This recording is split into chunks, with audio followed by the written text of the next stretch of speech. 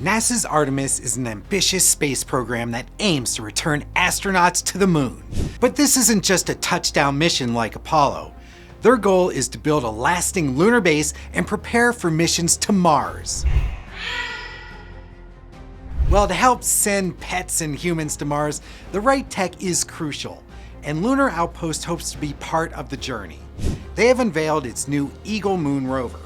With its sleek metallic finish and ice blue LED lights, Eagle will support astronauts with safe, efficient mobility across the lunar surface. The rover includes a flight deck forward design for improved visibility, autonomous navigation capabilities, and a reconfigurable cargo bed with robotic arm. Built for durability, Eagle can survive and operate during the harsh 2-week lunar nights, enduring temperatures as frosty as -170 degrees Celsius. It features dual crew seats with mirrored controls so either astronaut can drive. 2 drivers. Is that a good idea?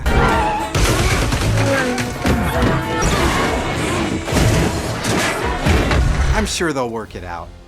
Eagle's steering system is highly advanced, allowing precise movement including turning on its axis and sideways crab walking. This makes it extremely maneuverable on uneven lunar terrain and could extend missions from days to potentially years. So who wants to be the first lunar resident? That is pretty cool stuff. Of course, to build amazing things, you need amazing components, and a great place to find those is Mouser Electronics. The Littelfuse POWR-SAFE LPSC series fuse holder offers reliable, dead front protection for Class CC fuses and electronic equipment and appliance applications. Rated for up to 600 volts AC or DC and 30 amps, this one-pole holder features a pressure plate connection compatible with 14 to 8 AWG copper wire. It supports easy fuse installation and removal without tools and mounts on standard 35mm DIN rails. With a compact, ventilated thermoplastic design, it ensures cooler operation and meets dead front safety standards. The Littelfuse POWR-SAFE LPCS series fuse holder is ideal for high-performance, space-limited environments. Check them out today by visiting Mouser.com or by clicking the link below. Behind every powerful machine is an unsung powerhouse. Today, David reveals the secrets of industrial power supplies. Thanks, Andy. I know we talk a lot about power supplies, but there's a good reason for it. They're really important to any control system.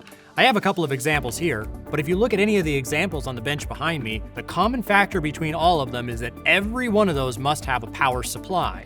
Its job is to convert the AC electricity, that's the supply into the building, into an output that's DC for all of our control components. There's a couple of important things that we have to remember about DC power supplies, and the first one is, fortunately, they're all pretty much a standard voltage. 24 volts is a really common industrial standard for power supplies.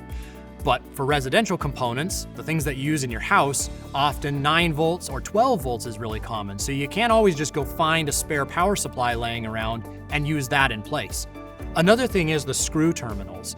If you've ever used a power supply that has one of those those round connectors that plug in, they're really easy to unplug, especially if there's vibration. So these screw terminals with the proper torque, those make sure that all of your devices are connected very securely. That 24 volts is only part of the equation, and sometimes we can get away with saying the bigger the power supply, the more power it outputs, but sometimes that's a little bit misleading. I've seen some large power supplies that really don't have much power output.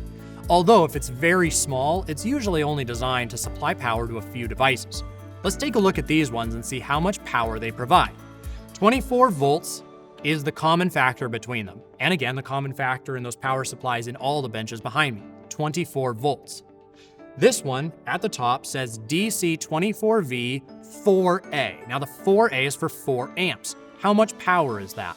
According to Watt's law, we multiply voltage times current, which means 24 times 4, which is 96. 96 watts, that's almost 100 watts.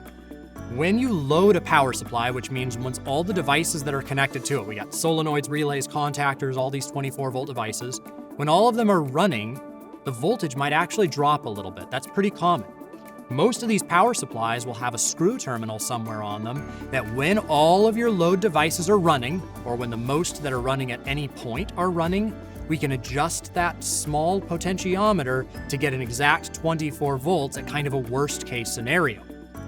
Turning to this smaller one, it says 24 VDC 0.42 amps. So just barely a half an amp. Now, if we do that calculation, voltage times current, that gets us to 10 watts. I verified it on my calculator. Voltage times current is the power. Once we've added up the total power consumption of all the devices in our facility, we need to make sure that we have enough power to be able to run them. But what happens if you don't have enough power? If you've chosen too small of a power supply? Well, the good news is that's another thing about industrial power supplies that they thought of. Instead of the components inside burning up, which can happen when you load a power supply too much, instead it'll simply turn off the outputs. So designers will very often stick an extra set of terminals in here that's a switch, turning on and off when the power supply is running. So you immediately know when you've overloaded the power supply and it's time to either redesign your system, look for some sort of a flaw like a short circuit, or add an additional power supply that's appropriate for your system. Andy, back to you. Are you a smart byte or smart bit? Let's find out in our Smart Bit quiz.